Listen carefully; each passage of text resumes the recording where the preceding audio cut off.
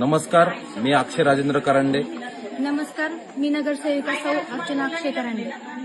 आज माझ्या आई वडिलांच्या घरी निगडी सेक्टर 22 स्मशानभूमीत प्रभाग क्रमांक 13 सम्राट अशोक बिल्डिंग नंबर 23 या ठिकाणी मी 2 ते 3 दिवसापूर्वी पेरूची बाग येथे गांजा पकडणारा पकडला होता आणि त्याला मी पोलिसांच्या स्वाधीन केलं होतं. गांजा घेणारा व विकणाऱ्या लोकांना. आज तेथील स्थानिक पेरूच्या बागेमधील स्थानिक नागरिकांनी महिलांनी माझ्या घरी काही गांजा घेणाऱ्यांना खोटा बनाव करून माझ्या घरी माझ्या आई वडिलांच्या घरी येथे गांजा घेण्यास पाठवले होते. मला माझ्या आईचा फोन आला असता मी निगडीमधनं माझ्या घरातनं निघालो आणि मी तात्काळ निगडीचे वरिष्ठ पोलीस निरीक्षक यांना कळवून तिथे गेलो. पोलीस तिथं आले आणि मी त्या आरोपीला पोलिसांच्या ताब्यात दिले.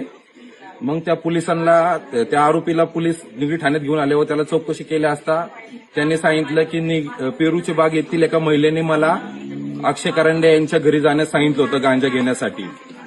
मी गांजाबद्दल कारवाई केल्याबद्दल तेथील काही नागरिक माझ्याबद्दल मनात राग धरून माझ्या घरी असे खोटे नाटे आरोप करून माझी बदनामी माझ्या घरच्यांची बदनामी करण्यासाठी मोठा षडयंत्र रचत आहेत व माझ्या घरच्यांना व मला त्यांच्या नातेवाईकांनी चौकीत सुद्धा धमकी दिली.